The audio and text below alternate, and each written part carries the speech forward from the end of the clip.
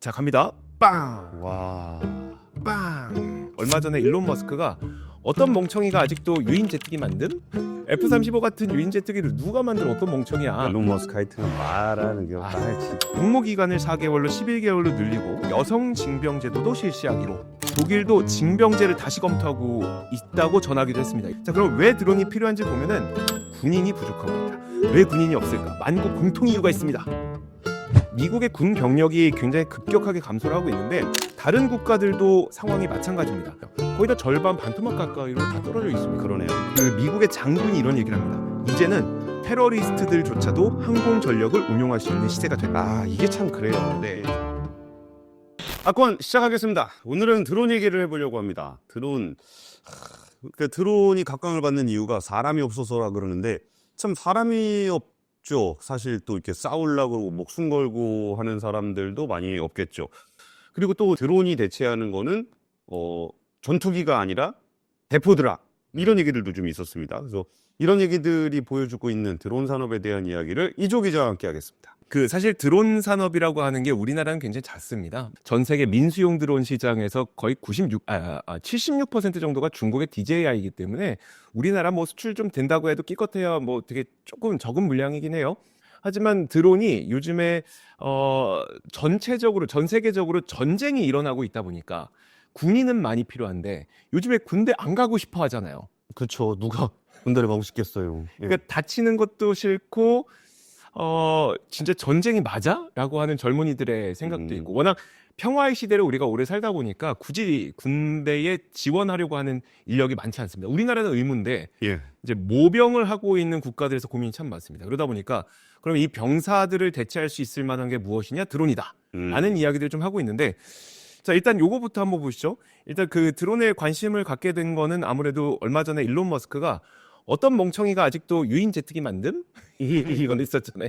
F-35 같은 유인 제트기를 누가 만든 어떤 멍청이야? 라고 하는 얘기가 있었는데, 그때도 했던 얘기가, 일론 머스크 하여튼 말하는 게 진짜 뭐 틀린 말은 아닌 것 같은데 예. 얇게 얘기해. 그러니까요. 그러면서 공중전의 미래는 드론이 될 것이다. 라고까지 얘기를 했습니다. 우리나라에서 보면요. 이거 한국의 드론 수출이 뭐 62% 성장했다고 해요. 2024년에. 근데 이게 2024년을 통으로 다 계산한 건 아닙니다. 왜냐하면 보도자료가 나온 게 12월 16일이기 때문에. 근데 232억 원이라서 굉장히 작은 물량이죠. 굉장히 작은 물량인데 저는 여기서 무엇을 집중하고 있냐면 미국에 지금 수출을 많이 하고 있다는 거 첫 번째. 그다음 두 번째로 드론 기체, 드론 완성품을 수출을 많이 하고 있다. 이 부분에 좀 집중을 하고 있습니다. 그럼 오늘 저희가 이제 하고 싶은 이야기가 뭐냐면 드론도 종류가 굉장히 많죠. 네. 미국에서 정말 거대한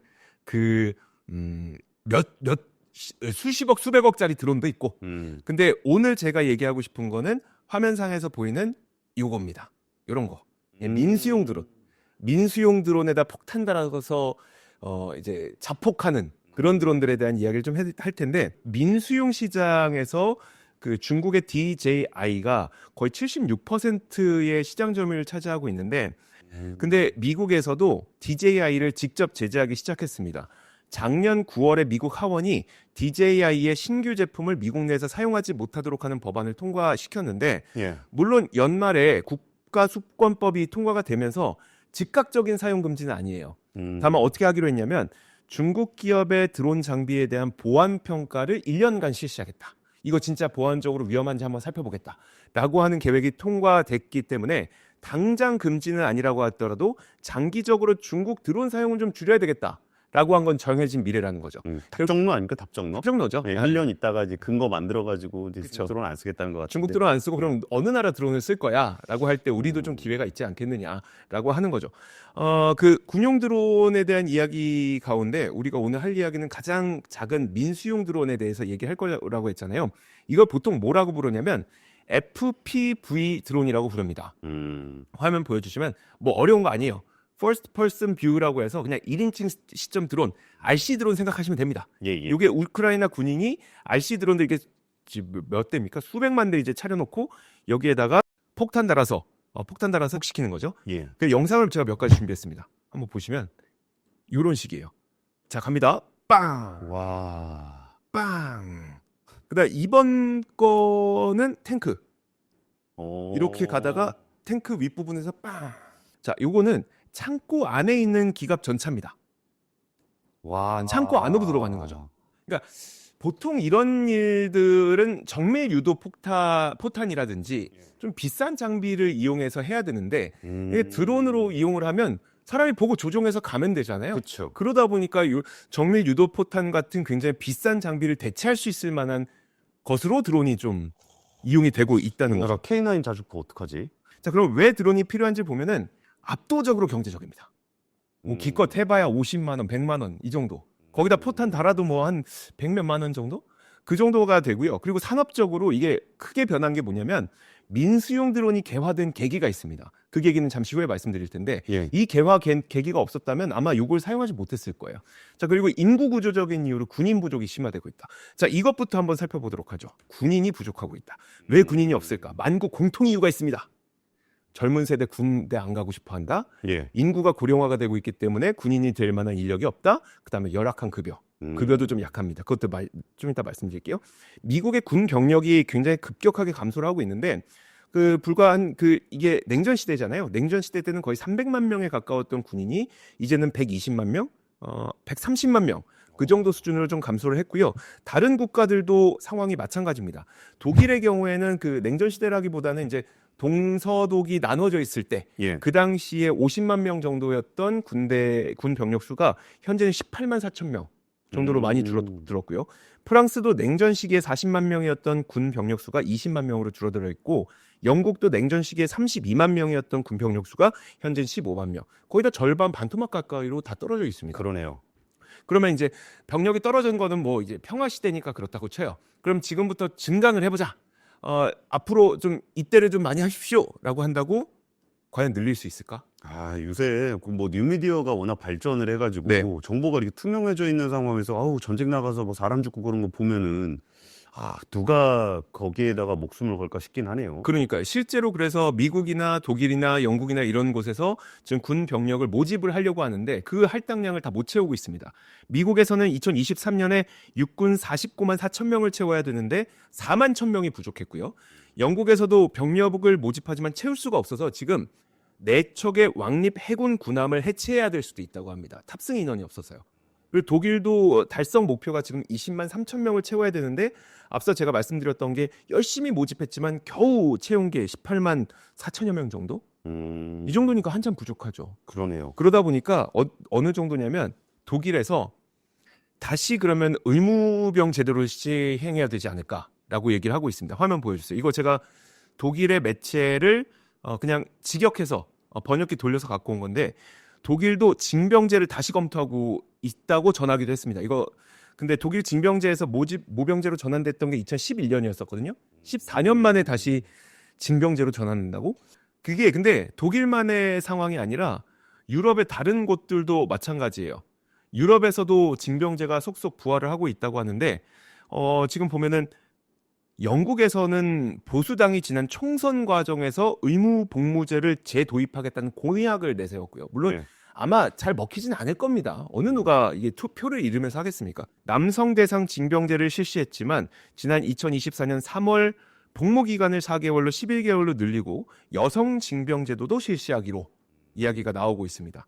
그러니까 이런 것들이 얼마나 군인이 부족한가를 좀 보여주는 대목이잖아요. 근데 저희가 지난 시간에 얼마 전에 한 달 전쯤이었어요. 압권에서 미국의 3억 명의 인구 가운데 일할 사람이 없다는 콘텐츠를 만든 적이 있었어요. 문제가 됐던 게 우리가 사회가 돌아가는데 필수적으로 필요한 필수 인력이 부족하다였었잖아요. 거기서 블루칼라. 네, 예. 건설, 시추, 의료 서비스 이런 것들 그런 그 필수 인력이 부족하다는 얘기였었는데 사실 군 병력도 사회 필수 인력이잖아요. 그렇죠. 이쪽도 지금 부족한데요. 그 당시 제가 말씀드렸던 게 약물 중독이라든지 아니면 그 구금으로 인해서 일자리에 들어가고 있지 못한 인력이 거의 460만 명 정도가 된다고 말씀드렸었어요.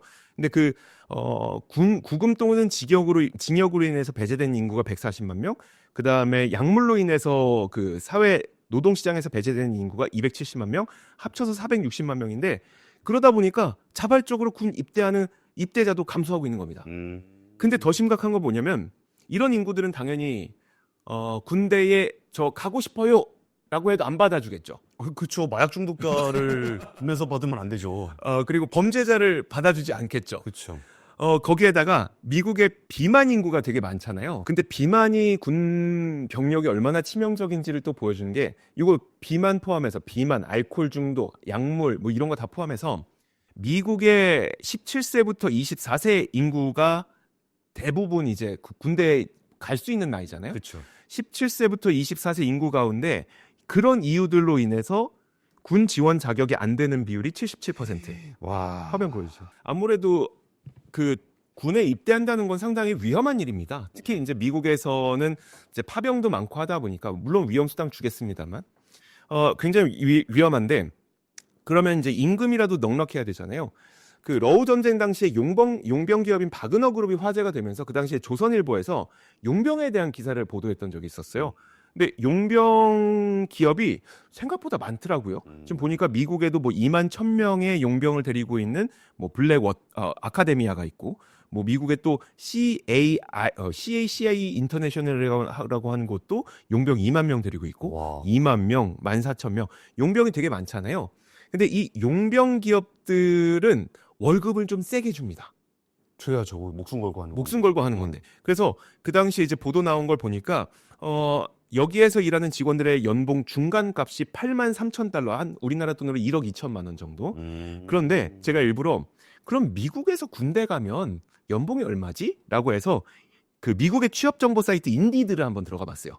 야, 여기는 모병제니까 약간 뭐야 알바천국 이런 데에 군인 하면 연봉 얼마예요? 이게 나오는 거죠. 그래서 인디드에 들어가 보니까 평균 연봉은 42,000. 근데 저희가 여기 그 용병 기업에서 중간 값으로 봤잖아요. 그럼 네. 이것도 중간 값으로 보면 그러니까 14,000에서 10만 달러 사이니까 중간 값이 한 5만 정도 될 겁니다. 5만이면 우리나라로 따지면 한 7천만 원? 7천만 원? 7천만 원 정도. 7천만 원 받고 너 미국 군대에 갈래? 아니면 뭐 똑같은 위험한 일이면은 1억 2천 받고 갈래? 라고 하면은 이제 결국 미국 군대는 미국의 그 국방부는 결국은 용병과 함께 군인들을 모집하는 경쟁을 치러야 되는 거죠. 근데 그 경쟁에서 밀려나는 거죠. 용병 기업한테 뺏겨, 그다음에 그러니까 비만, 알코올 중독, 마약 이런 것 때문에 군인 없어. 새롭게 증강을 하려고 해도 군인이 모집이 안 되는 거죠. 그리고 이제 국가 단위로 하려고 그러면은 이제 민간 용병 기업의 연봉과 네. 경쟁을 해야 되는 거죠. 저 군인 그만두겠습니다. 왜요? 경쟁사가 더 많이 줘서요. 다른 부대가 월급 더 많이 줘서요. 많이 줘요. 얼마까지 받기로 했냐? 그러면 또 1억 2천이요. 연봉 협상하고 막 그건 못 주는데 우리가 이렇게 되는 거죠. 그러네. 그러니까 여러모로 지금 정규군에서 군인을 모집하기 굉장히 힘든 상태가 되고 있는 겁니다. 그러면 군인이 부족한 것과 그다음에 드론과는 어떤 상관관계가 있느냐? 요걸 한번 보시죠. 러우 전쟁 당시에 그 드론 효과가 확인이 됐었는데 요거는 제가 제블린을 보여드린 겁니다. 러우 전쟁 당시에 우크라이나 군인들이 미국에 제블린 딱 들고 가서 메고 다니는 거. 네, 메고 다니는 그 미사일이죠. 근데 근데 이걸 딱 들고 가서 탱크를 요격시켰잖아요. 그게 되게 큰 전력 손실을 가져오게 돼서 초기 승기를 잡는 데 되게 도움이 됐었잖아요. 예. 근데 제블린이 그게 가능했던 게 다른 포의 경우에는 이렇게 직선으로 가죠. 근데 제블린은 이렇게 올라가서 위에서 때려. 그래서 탱크도 상판이 약하기 때문에 상판을 때려야 되는데 이 상판을 때릴 수 있는 제블린이라는 무기 덕분에 우크라이나가 그 당시에 초기에 승기를 좀 잡을 수 있었던 건데 사실 일반적인 보병은 이게 불가능하지만 만약에 포병이 드론에다가 폭탄을 들고 폭탄을 설치해서 상판을 때리면 이게 가능하더라는 거죠. 이런 식이에요. 우크라이나 군이 이 드론에다가 밑에 요게 폼니다. 폭탄이고 요게 배터리예요. 요걸 들고 이 태블릿 PC나 아니면 그 컨트롤러 있잖아요. 그 다음에 글래스 끄고 드론이 움직이는 걸 그대로 따라 보면서 가서 탱크 상판에 꽝. 참 이게 엄청난 살상 무기임에도 불구하고 너무 단촐하네요. 네. 근데 단촐한데 이게 효과가 있다 보니까 제가 가격 비교를 한번 해봤는데 제블린의 경우에는요 최대 거의 한 25만 달러, 런처도 있어야 되죠. 이거 쏘는 거. 그다음에 미사일이 있어야 되니까 그거 하면은 최대 25만 달러 한 번 쏠 때요. 근데 드론의 경우에는 하나당 400에서 700달러, 한 50만에서 100만 원 정도가 될 거예요. 그다음에 그 탱크 포격할 때 이게 그 워낙 민수용 드론이고 하다 보니까 실패율도 높다고 합니다. 예. 대략 3대에서 5대 정도를 쓴다고 치고 뭐 최대 10대 쓴다고 쳤을 때 그러면 한 $7,000 정도? 그래도 $25만 보다 훨씬 경제적이죠. 그리고 이게 공격할 때만 생각하는 것이 아니라 우리가 방어할 때를 한번 생각을 해보자고요. 이런 민수용 드론은 사실 그 레이더나 이런 데 잘 안 잡힙니다. 워낙 저고도로 날기도 하고 크기도 되게 작기 때문에 잘 안 네. 잡혀요. 그래서 얼마 전에 무슨 일이 있었냐면 쿠웨이트가 이슬람 테러 단체가 띄운 것으로 추정되는 자폭 드론을 요격을 해서 영공 방어에 성공했다는 거예요. 야, 잘했다. 근데 뭘로 요격을 했는지 보니까 패트리어트 지대공 미사일로 요격했다고 합니다. 에이? 패트리어트는 엄청 비싸잖아요. 42억 원짜리. 그러니까 민수용 드론 100만 원짜리를 42억 원짜리로 요격을 한 게 과연 경제적으로 맞냐는 거죠. 사실 저는 드론이라고 하는 게 2000년대 들어서 시작된 줄 알았는데 최초의 드론은 1930년대부터 있었더라고요. 1930년대요? 최초의 드론은 뭘 썼냐면 그 대공포함 있잖아요. 예. 대공포함을 연습을 해야 되는데 뭘 목표로 쏴야 되지? 쏠 표적이 없는 거예요, 하늘에. 그래갖고 그때, 그러니까 1918년대에 이제 1차 세계대전 때 쓰던 안 쓰는 전투기 있잖아요. 예. 이거를 하늘에 날려갖고 표적기로 썼다는 거예요. 근데 이 이거는 무인 드론이어야 되겠네. 표적기인데 거기 사람 타고 있으면 안 되잖아요. 그러니까. 그래서 그 당시에 처음 썼는데 이게 되게 웃긴 게 뭐였었냐면 이때 쓰였던 그 무인 표적기들의 이름이 페어리 퀸 여왕이죠. 그 다음에 드 하빌랜드 퀸 비 죄다 퀸이에요. 여왕이에요. 근데 영국에서 이거를 이제 대공포함을 연습을 하는데 영국은 여왕의 나라잖아요. 근데 여왕을 표적으로 연습을 한다고? 좀 이상하잖아요. 지금 그리고 이 사진에 보면 윈스턴 처칠이 지금 표적기 지금 출격하는 걸 보고 있습니다. 근데 총리가 여왕을 표적으로 대공포함 연습하는 걸 지켜보고 있다고? 이상하잖아요.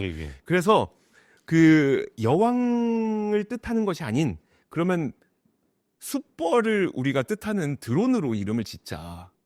이거 남자는 맞아도 됩니까? 그래도 여왕은 여왕의 나라는 좀 뭐하잖아요. 그러다 보니까 드론이라고 불렸다라고 하는 설이 드론의 어원으로 가장 강력한 설로 좀 알려져 있어요. 퀸 비가 아니라 드론 숫벌로 한다. 숫벌로 하자. 아니 여왕을 어떻게 표적기로 쓰냐. 그래서 숫벌로 하자. 물론 그 드론이 윙윙거린다고 해서 드론이라는 설도 있지만 좀 가장 강력한 유력한 설은 이거 여왕벌은 좀 너무한다. 여왕인데라고 하는 겁니다. 그러다 전투 드론이 등장을 하게 된 거는 1973년에 욤키푸르 전쟁 때 이제 이스라엘에서 워낙 많은 파일럿들을 잃다 보니까 이거 중동 전쟁 때 4차 중동 전쟁 때 이거 이래서는 안 되겠다라고 해서 이스라엘에서 그 전투 드론을 좀 개발을 하기 시작해서 1982년에 전투 드론이 본격적으로 시작을 하게 됐고요. 산업용 드론 우리가 얘기하고 있는 민수용 드론이 개화된 거는 2015년 2월 15일에 가장 중요한 이정표가 뭐였었냐면 미국의 연방항공청에서 상업용 드론 운용 규정을 발표합니다. 그러니까 이것도 저는 조금 헷갈리는 게 그 드론과 비행기의 차이는 무엇일까? 그게 없었죠. 드론이라고 하는 걸 항공기로 보면 항공 규정을 따라야 되는데 항공 규정을 따르기에는 드론은 너무 조건이 열악해요. 그러면은 드론이란 규정 자체가 없다 보니까 상업용 드론을 만들지 못했습니다. 다만 2015년에 그래서 연방항공청에서 뭐라고 하냐면 가이드라인을 주는데 너무 과속만 하지 말고 너무 과정만 하지 말고 너무 높이만 날지 않으면 우리가 인정해 줄게. 너무 높이 날면 항공기랑 부딪힐 수도 있으니까. 그렇죠. 그래서 과속 규정은 시속 161km. 그다음에 과적 규정은 25kg. 그다음에 그 적어도 너무 높이 날지 마. 이거는 500피트. 요 정도의 가이드라인을 딱 제시해 주고 나니까 그때부터 모든 드론을 만들고 싶어하는 그 기업들은 드론을 만들 수 있게 된 겁니다. 근데 이렇게 민수용 드론이 막 생산이 되다 보니까 어떻게 됐냐면 너도 나도 이 드론을 살 수가 있게 된 거잖아요. 바로 2016년에 되니까 딱 자폭 드론이 처음으로 등장을 하게 됩니다. 그때부터는 테러리스트들도 드론을 이용해서 폭탄을 만들 수가 있게 돼요. 그게 언제였었냐면 2016년에 딱 보면은 이라크 북부 지역에서 이슬람 테러 단체가 드론 폭격 공격을 감행을 하게 되는데 이 때문에 크루드인 2명이 사망을 하게 되고요. 프랑스의 특수부대원 2명이 중상을 입게 됩니다. 그래서 프랑스 언론에서도 이걸 대대적으로 다뤘었어요. 그러다 보니까 상업용 드론이 열렸고 누구나 드론을 손에 넣을 수가 됐게 되자 테러 단체들도 드론을 손에 넣어서 무기로 활용하게 된 게 1년 만입니다. 그러더니 바로 다음 연도인 2017년에 미국 댈러스에서 열린 세계 최대 규모의 드론 관련 전시회에서 그 미국의 장군이 이런 얘기를 합니다. 이제는 테러리스트들조차도 항공 전력을 운용할 수 있는 시대가 됐다. 아, 이게 참 그래요. 네. 이게 전쟁을 하려고 그러면 돈도 많이 들고 기술적으로 뛰어나야 그나마 전쟁이 특수한 상황이 되는 건데, 이렇게 드론은 우리가 뭐 일상생활에서 너무 쉽게 쓸 수 있는 것에 뭐 살상무기가 된다 그러니까 네. 이게 더 무서운 것 같아요. 그러니까요. 요즘에 그 미국의 안두릴 인더스트리라고 하는 기업이 엄청난 각광을 받고 있습니다. 드론 회사인데 이름이 안두릴이야? 안두릴이 안드론 아니고? 안두릴이 반지의 제왕에서 그 검이 있어요. 아. 그 검의 이름이 안두릴이고 얼마 전에는 이제 팔란티어와 안두릴 그다음에 또 어디 있죠? 그 오픈 AI 이런 기업들이 컨소시엄을 맺었습니다. 오, AI 붙었네? 뭔가 느낌 나죠? 그러네, AI였습니다. 그러니까 거기에 포함된 기업이 안두릴 인더스트리라고 하는 기업인데 물론 여긴 비상장 기업이긴 합니다만 비상장이에요. 네, 비상장 기업이긴 합니다. 요런 기업이 한번 보시죠. 안도릴인데 요런 드론을 만들어서 이게 이제 적군의 어떤 그 차라고 하면은 요게 뿡 떨어져서 폭발시키고 뭐 요런 데입니다. 근데 이게 지금 보면은 매출이 얼마나 빠르게 증가하고 있는지 보면요. 우리가 와. 러시아 우크라이나 전쟁 이전을 한번 볼게요. 1억 5천만 달러였던 매출이 작년이죠. 2024년에 거의 10억 달러 정도 수준으로 와, 늘어났을 것으로 추산이 되고 있습니다. 이거 상장기업이었으면 주가 장난 아니었겠다, 진짜. 엄청 났었겠죠. 그러다 보니까 이게 우리나라에서도 사실 그 안두릴 때문에 좀 주가가 급등했던 테마주들이 좀 있었어요. 아. 예컨대 안두릴이 만들고 있는 이런 드론이 있잖아요. 드론에다가 뭐 레이더 시스템을 공급한다든지 뭐 일부 부품을 공급하는데 그런 기업들 몇몇 개 있어요. 그러면 우리가 지금 얘기하고 있던 이런 민수용 드론 같은 거 있잖아요. 이게 그럼 만능이냐? 사실 그건 아닙니다. 왜냐하면 이게 장점은 분명히 있어요. 경제적이고 그다음에 앞서 보여드렸던 것처럼 첨단 유도 무기에 준하는 정확성을 갖고 있고요. 예. 아까 뭐 창고 안까지 파고 들어가잖아요. 구하기 쉽죠. 아마존에서 사도 됩니다. 그리고 은밀하죠. 레이더에 잘 안 잡혀요. 근데 문제는 뭐냐면 이런 드론을 사용하려면 사정거리가 굉장히 짧습니다.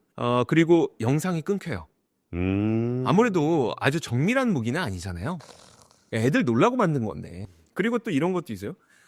사람이 조종을 하는데 드론의 카메라를 통해서 봐야 되잖아요. 예. 근데 전장이라고 하는 곳은 워낙 모래먼지가 많이 일어나고 화약먼지가 많이 일어나기 때문에 이 먼지 때문에 안 보이면 소용이 없습니다.